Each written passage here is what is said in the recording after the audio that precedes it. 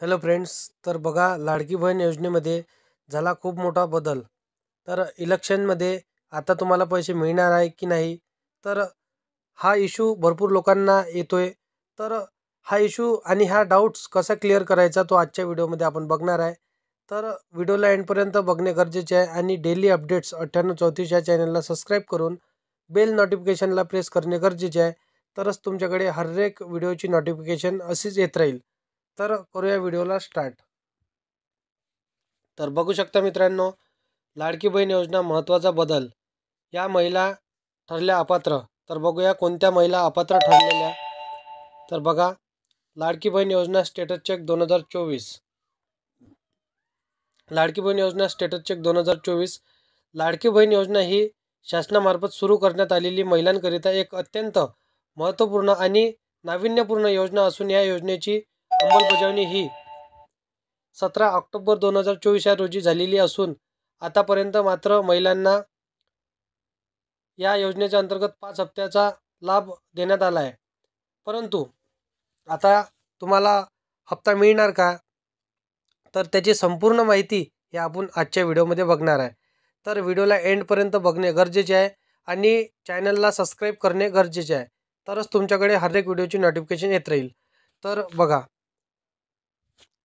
लाडकी बहीण योजनेचे status check कसे करावे, तर बघा हे नक्की वाचा। मुख्यमंत्री माझी लाडकी बहीण योजना अर्ज प्रक्रिया।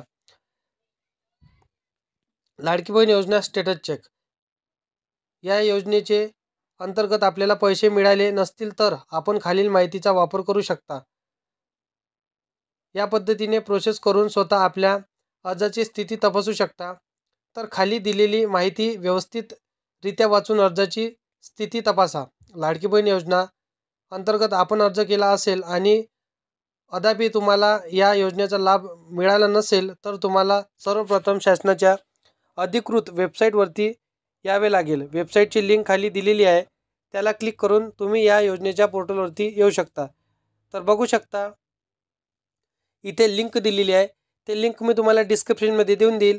तर तुम्हाला डिस्क्रिप्शनमध्ये जाऊन त्या लिंकवरती क्लिक करायचे आहे आणि त्या लिंकला ओपन करायचे आहे।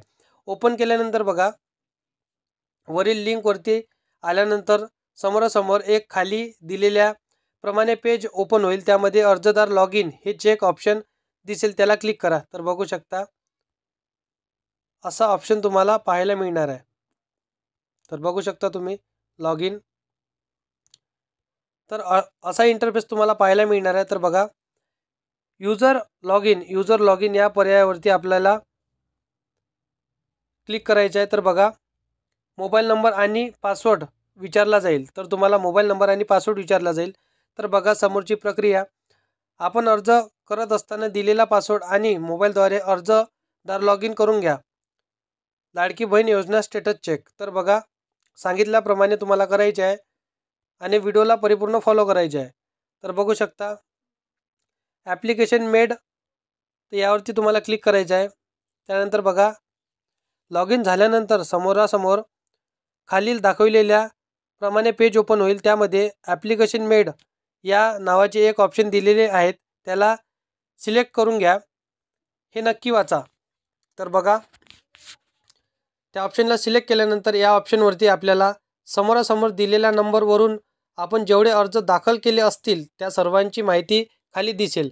तसेच काही ऑप्शन देखील दिसतील, जसे की ॲप्लिकेशन स्टेटस, संजय गांधी आणि ॲक्शन। तर असे तुम्हाला काही बटन्स तिथे दिसतील। या पर्यायावरती ॲक्शन या ऑप्शनवरती क्लिक करून आपल्या अर्जाची सद्यस्थिती तपासू शकता, लाडकी बहीण योजना स्टेटस। त्यानंतर बघा, बघू शकता तुम्ही संजय गांधी, तर असा इंटरफेस तुम्हाला तिथे पाहायला मिळणार आहे। ॲप्लिकेशन या पर्यायावरती क्लिक केल्यानंतर आपल्यासमोर खालीलप्रमाणे एक पेज दिसेल, ज्यामध्ये आपल्याला आपल्या अर्जाची संपूर्ण माहिती दाखवण्यात येईल। जर आपल्या अर्जामध्ये काही त्रुटी असेल तर रिमार्क या पर्यायामध्ये त्रुटीचे कारण दिलेले आहे। तर बघू शकता तुमच्या फॉर्ममध्ये काही करेक्शन असेल किंवा अचूकपणे किंवा चूकपणे तुम्ही तिथे भरलेले असेल तर तुम्हाला तिथे रिमार्कमध्ये दाखविले जाईल।